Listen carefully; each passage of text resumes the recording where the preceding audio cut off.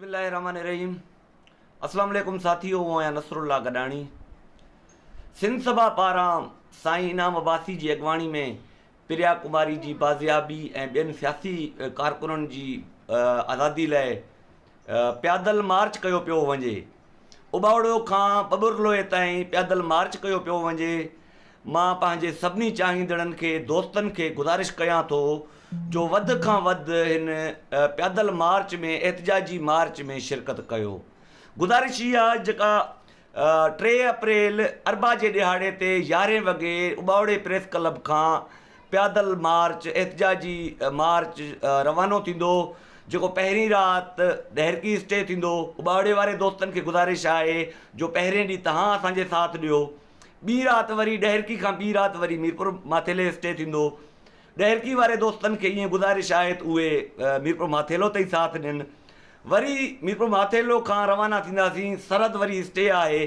मीरपुर माथेले वारा दोस्त समें हज़ारें दोस्त उहे साथ ॾियनि।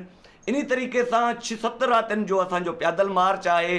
तव्हां सभिनी दोस्तनि खे गुज़ारिश आहे, ख़ुदारा मालिकी कयो, पंहिंजे बचड़नि जी मालिकी कयो, पंहिंजे हक़नि लाइ आवाज़ बुलंद कयो। आख़िर तव्हां केतिरे ताईं तव्हां ख़ामोश रहंदो? असांजे बुराइनि खे, असांजे ऐबनि खे तव्हां नज़रअंदाज़ कयो। हिन वक़्तु असांजो मुतालबो कहिड़ो आहे उहो तव्हां ॾिसो। प्रिया कुमारी जी बाज़ियाबी लाइ जेकॾहिं पाण हज़ारें लखे माण्हू गॾु थियासीं त आसानी सां हिकिड़े ॾींहं में प्रिया कुमारी जी बाज़ियाबी मुमकिन आहे। हीअ जेका सिंध गवर्नमेंट आहे या मुल्क जा मालिक आहिनि, उहे ॼाणी वाणी प्रिया कुमारी खे बाज़ियाब कराइणु नथा चाहिनि। न त इन्हनि वटि जेका टेक्नोलॉजी आहे, जेके इन्हनि वटि अख़्तियार आहिनि, उन्हनि जे हिकिड़े मिंट जो कमु आहे प्रिया कुमारी खे बाज़ियाब कराइणु।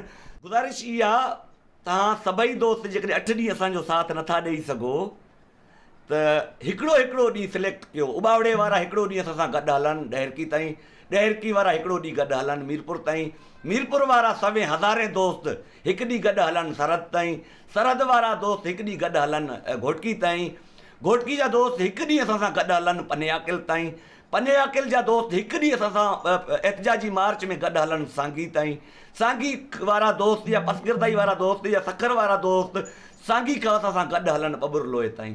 आसान आहे, पंहिंजे बचड़नि जी मालिकी कयो।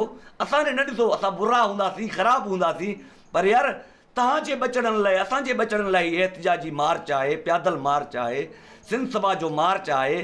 साईं इनाम अब्बासी जेकॾहिं क़दम वधायो आहे, तव्हां असां सभु गॾिजी उनजो साथ ॾियूं। महिरबानी कयो, पंहिंजे हक़नि लाइ आवाज़ु उथारियो। न त सभिनी जूं प्रिया कुमारियूं ईअं अगवा थींदियूं, ईअं गुम थींदियूं, ईअं ग़ाइबु थींदियूं। ख़ुदारा, मुर्दा, ग़ुलाम ऐं बुज़दिल न बणो। असां पंहिंजो ज़मीर मुतमइन कयूं अचूं पिया, असां पंहिंजी ज़िंदगी गुज़ारियूं पिया, असां पाण खां मुतमिन आहियूं, असां अकेला वेठा आहियूं। कॾहिं तव्हां आख़िर साथ ॾींदो? कहिड़ी प्रिया कुमारी खे तव्हां अगवा कराईंदो? कहिड़ी प्रिया कुमारी लाइ तव्हां ख़ामोशी अख़्तियार कंदो? ख़ुदारा ख़ामोशी टोड़ियो, ख़ुदारा ख़ामोशी टोड़ियो। 3 अप्रैल अरबा ॾिहाड़े ते उॿावड़ो प्रेस क्लब खां निकिरंदड़ पैदल एहतजाजी मार्च में साथ ॾियो। वॾी महिरबानी।